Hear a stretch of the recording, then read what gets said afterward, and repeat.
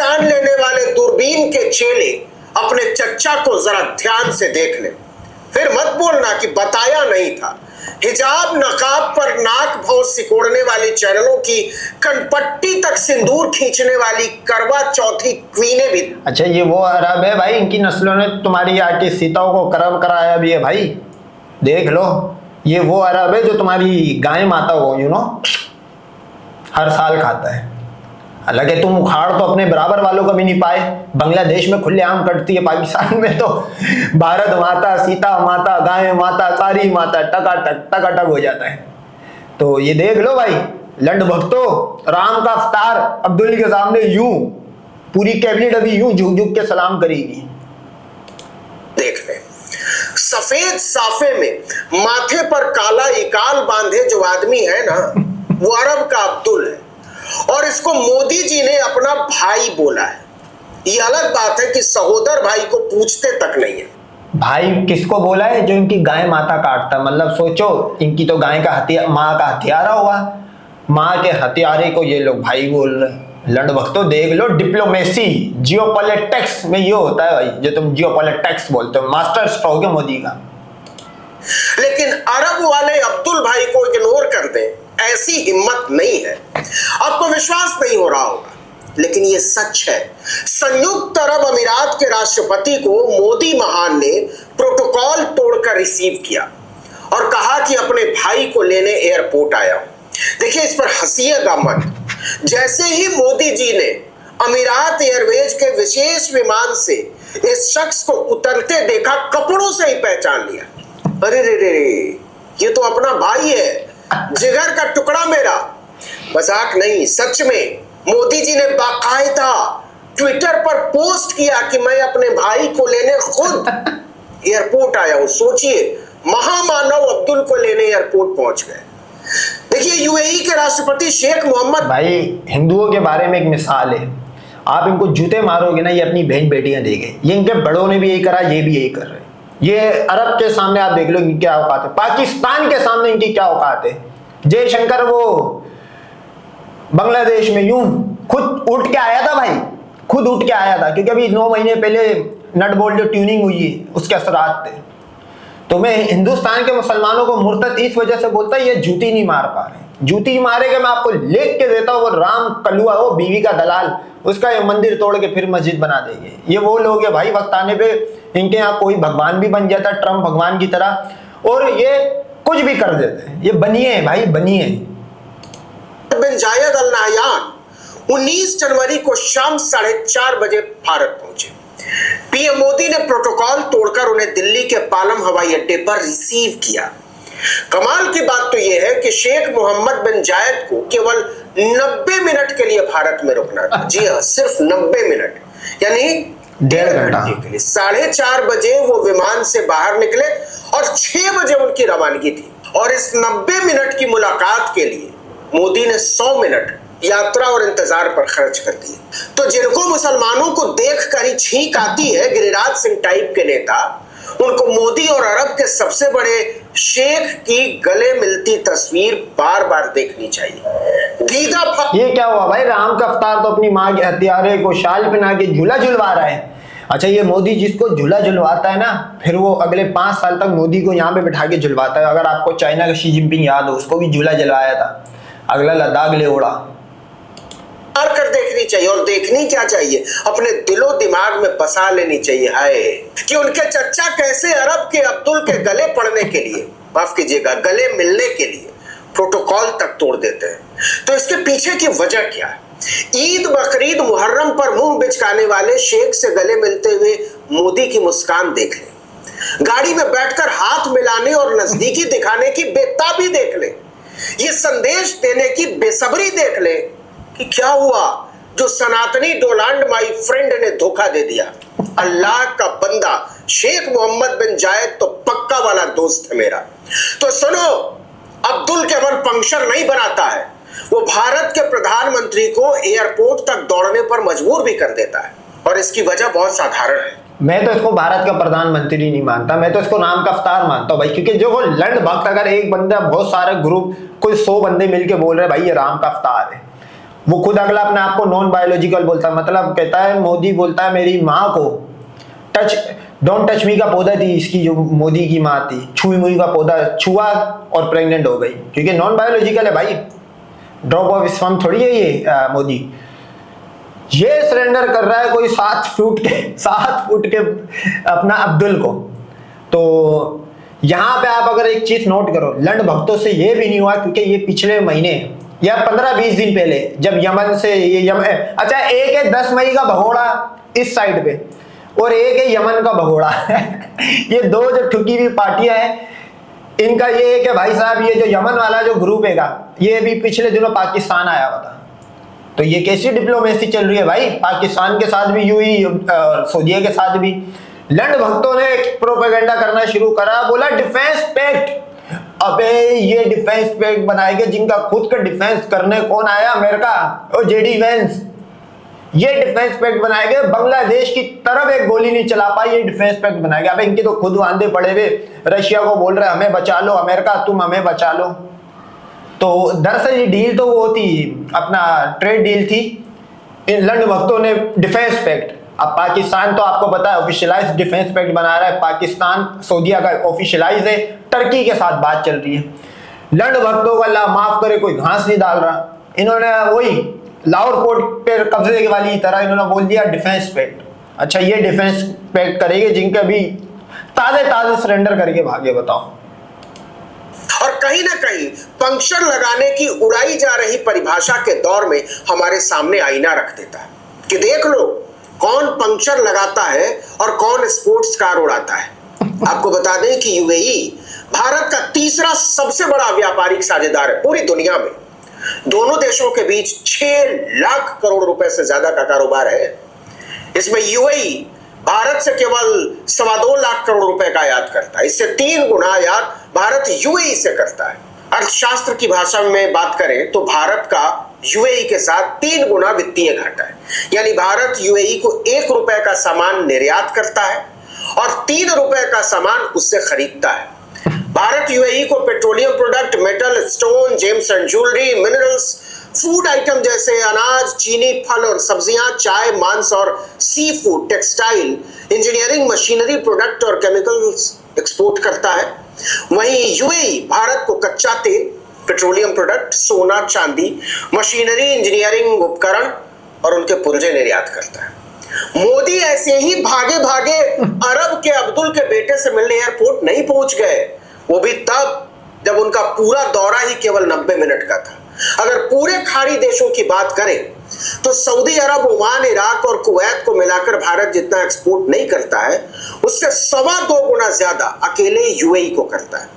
ये 4 देश मिलाकर 90,000 करोड़ रुपए पर पहुंचते हैं और यूएई अकेले 2.25 लाख करोड़ का भारतीय सामान आयात करता है। मतलब आज अगर यूएई के अब्दुल चाह ले कि भारत का भट्ठा बैठा देना है तो ऐसा करने में वो सक्षम है और इसमें बहुत ज्यादा समय भी नहीं लगेगा। मोदी के दोस्त डोनाल्ड ट्रंप ने जो नाच नचा रखा है वो किसी से छिपा नहीं है। ऐसे में मोदी की मजबूरी है कि वो अरब के अब्दुल को सलाम ठोकते रहे, ट्रंप के शब्दों में उन्हें खुश करते रहे। आप नोट करो कि ये वक्त आने पे, मैं आपको बोलता हूँ ना, हिंदू की हिस्ट्री है कि ये वक्त आने पे अपनी बहन बेटी पेश करता है। ये लो कैसा सरेंडर हो रहा है। अच्छा, अब इसकी भी मजबूरी है भाई, कोई इसको अगला बुलाने को तैयार नहीं है। ट्रम्प को ये बोलता है सर मैं ICU बताओ। अब इसने कहा लाले ये बची कुची कंट्रियां, ये छोटी मोटी, ये अच्छा, ये दोनों का गले मिलना ऐसी है, एक है यमन का भगोड़ा, एक है 10 मई का भगोड़ा, ये दो यूं कर रहे हैं। प्रधानमंत्री नरेंद्र मोदी के बाद विदेश मंत्रालय ने भी अरब के अब्दुल को खुश करते हुए शेख साहब के दौरे की पूरी जानकारी तफसील से दी, विस्तार से। मंत्रालय ने बताया कि दोनों देशों के बीच लंबे समय से ऊर्जा आपूर्ति को लेकर मजबूत साझेदारी करनी पड़ेगी, तेल मंगाते हैं वहां से। साथ ही लोकल करेंसी सेटलमेंट सिस्टम और द्विपक्षीय व्यापार समझौते ने भी आर्थिक रिश्तों को और मजबूती दी। आगे फरमाया कि यह दौरा Bharat UAE comprehensive strategic partnership को और आगे बढ़ाने तथा आपसी हितों से जुड़े क्षेत्रीय और वैश्विक मुद्दों पर सहयोग के नए रास्ते खोलने का अवसर देगा। इंदिरा गांधी के दौर पर वल्लाह खुशी जताते हुए मोदी के विदेश मंत्रालय ने इतिहास की भी याद दिलाई। फरमाया कि भारत और यूएई के बीच 1972 में राजनयिक संबंध स्थापित हुए थे। गनीमत इंदिरा गांधी को इसके लिए गाली दी थी। दोनों देश संयुक्त राष्ट्र, ब्रिक्स, I2U2 और UFI जैसे बहुपक्षीय मंचों पर भी नजदीकी सहयोग के साथ काम करते हैं। अब एक बार फिर से अरब के अब्दुल से गले मिलते प्रधानमंत्री नरेंद्र मोदी की तस्वीर को ध्यान से देखिए। और दूसरी तरफ मोदी एंड कंपनी के बयान याद कीजिए, बटेंगे तो कटेंगे, 80-20, अब्बा जान और तो और ये भी सुन लीजिए, ये संपत्ति इकट्ठी करके किसको बांटेंगे? जिनके ज्यादा बच्चे हैं उनको बांटेंगे।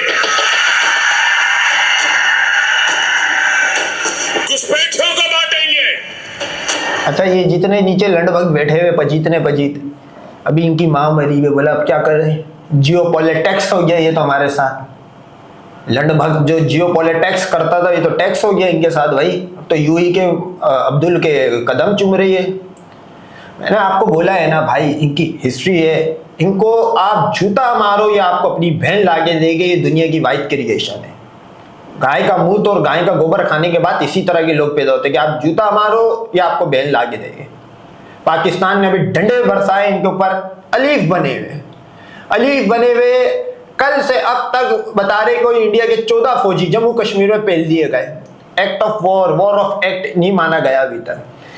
दिल्ली के अंदर अफसरिया योजना लॉन्च हुई, सिलेंडर ब्लास्ट हो गया, 3 दिन तक पाकिस्तान का नाम नहीं लिया गया। और ऑफिशियलाइज तो ले ही नहीं सकता ना भाई, ये जो हालत हुई है 10 मई को, ऑफिशियल नाम लिया तो भाई साहब लंड वक्त बोलेगा एक्ट ऑफ वॉर, जाओ करो जंग करने लायक हमने रिएक्टर तक नहीं छोड़े इनके पास, डिपू ही नहीं छोड़ा ना मिसाइलों के, कहानी खत्म कर दी। अभी तो इनको लगेगा 10-15 साल वो वापिस बनाने बुनने में, जहाज इनके पास है नहीं। लंड भक्तों ने ट्रेड डील को बना दिया वहां पे क्या, डिफेंस पैक्ट। अब दुबई कहां पे, इंडिया कहां पे? अबे इंडिया को तो कोई ढूंढे कि उसको कोई आगे बचाए, वो 3 फ्रंट पे तो गिरा पड़ा है। तो ये कर रहे डिफेंस पैक्ट। लंड भक्तों ने एक नया चूरन टूल किट एक्टिव करा था, ये तो अच्छा हुआ कि इनका मजाक उड़ गया, यूएई ने खुद ऑफिशियलाइज कर दिया। क्या आपकी मेहनत की कमाई का पैसा घुसपैठियों को दिया जाएगा? ये सड़क छाप सोच और उससे ज्यादा सड़क छाप भाषा इस देश के प्रधानमंत्री की है। शर्म आती है। और किसके बारे में? भारत के अब्दुल, फातिमा, मुंतशिर, रजिया, राबिया के बारे में। भाई इनको तू मुसलमान समझता होगा, मुसलमान के सामने तो ये औकात है इनकी, पाकिस्तान के सामने तुम्हारी क्या औकात है, बांग्लादेश के सामने क्या औकात है, मुसलमान है। अबे वो मुर्तद है भाई, वो लेबल यूज कर रहे, वो जो जाली प्रोडक्ट होता है लेबल वो बेशक सही छाप ले, प्रोडक्ट ओरिजिनल नहीं बना पाता, ये इंडियन मुसलमान वो है। और दूसरी तरफ वही आदमी अरब के अब्दुल के गले से ऐसे झूल जाता है जैसे मंदिर के दरवाजे पर लटका कोई घंटा। घंटे की परिभाषा भाजपा के बड़े नेता कैलाश विजयवर्गीय आजकल बहुत ज्यादा बढ़िया से बताते हैं। 2014 में नरेंद्र मोदी के प्रधानमंत्री बनने के बाद जिस तरह से मुसलमानों को निशाना बनाया गया है वो सन्न कर देने वाला है। एनसीआरबी का आंकड़ा कहता है कि 2017 से 2021 के बीच धार्मिक हिंसा के 2900 से अधिक मामले दर्ज हुए, जिनमें अधिकांश प्रभावित मुसलमान थे। कम से कम 90 लोगों की जान गई है सांप्रदायिक हिंसा में, 1500 से अधिक घायल हुए। कितने मुसलमानों के घरों और दुकानों को बुलडोजर से गिरा दिया गया और कितनों को बिना ठोस सबूत के सिर्फ आरोप लगाकर जेलों में डाल दिया गया। अबे तो वो मुसलमान नहीं है, तू मुसलमान रीड नहीं कर पाया भाई। मुसलमान तो देख ले भाई, 1947 में जो प्रॉपर मुसलमान थे अपनी जगह हासिल कर गए। भारत माता, सीता माता, 33 कोटि, हनुमान, हवाओं में उड़ने वाली चीजें सारी फ्लॉप हो गई, तुम्हारी भारत माता के टुकड़े हो गए। अबे ये मुर्तद है वहां वाले, एक मुजाहिद पैदा नहीं होता इनमें कि ये बदला ले, तो मुर्तद है भाई। तू इनको मुसलमान मानता है, तू मानते रहे। अगर सोचो ये इसको मुसलमान मान रहा है तो पाकिस्तान वालों को सुपर नेचुरल ताकत मानता होगा भाई, क्योंकि वो तो पहले गोली बाद में बात। इधर तो ये मामला है, इंडिया के साथ तो यही मामला है। वो अपनी सवारी सामान की खुद जिम्मेदार होती है। जो इंडियन मुसलमान है उसकी औकात उसकी अपनी वजह से भाई। इसका तो कोई हिसाब ही नहीं। जो ज्यादा डरावना है वो ये कि जिसने भी इसके खिलाफ आवाज उठाने की कोशिश की उसी को शांत कर दिया गया। भारत सरकार तो छोड़िए, भारत के संगठनों ने भी इस पर डर के मारे चुप्पी साध ली है। गैर सरकारी संगठनों ने और ऑक्सफैम या एमनेस्टी इंटरनेशनल जैसे संगठनों ने जब इस पर अध्ययन किया, कहानियां दुनिया के सामने रखी, तो उन्हें भारत से बाहर का रास्ता दिखा दिया गया। अमेरिकी सरकार के अंतर्राष्ट्रीय धार्मिक स्वतंत्रता आयोग ने 2024 और 2025 दोनों साल की सालाना रिपोर्ट में भारत को कंट्री ऑफ पर्टिकुलर कंसर्न यानी विशेष चिंता का देश घोषित करने की सिफारिश किया, क्योंकि यहां अल्पसंख्यकों की धार्मिक स्वतंत्रता का व्यवस्थित, निरंतर और घोर उल्लंघन हो रहा है। लेकिन इससे ये मामले रुकने की बजाय बढ़ते ही चले गए। खुद प्रधानमंत्री नरेंद्र मोदी ने मुसलमानों को लेकर लगातार नफरत से भरे बयान दिए गए। संसद में एक मुस्लिम सांसद को कटुआ, मुल्ला, उग्रवादी, आतंकवादी बोला गया। ऐसे में जब नरेंद्र मोदी सिर्फ 90 मिनट के लिए भारत की यात्रा पर आए अरब के अब्दुल को हवाई अड्डे पर रिसीव करने के लिए प्रोटोकॉल तोड़ देते हैं और उनके गले पड़ जाते हैं, तो लगता है गिरगिट क्या ही रंग बदलते हो। मुसलमानों के सामने तो ये प्रोटोकॉल आज थोड़ी तोड़ रहा। मोदी जब पहली मर्तबा प्राइम मिनिस्टर बना था, अबे पाकिस्तान नवाज शरीफ के चूपे लगाने पहुंच गया था। तो ये तो मुसलमान के चूपे वूपे सब लगाते हैं भाई, लेकिन मुसलमान के, वो इंडियन मुसलमान अपने आप को मुसलमान कहता, मेरी तो समझ से बाहर है। पता नहीं वो लेवल की यूज करता है भाई। इस पे तो अगर कोई ऐसी कोई क्लेम करने का होता, इन पे तो केस लगता।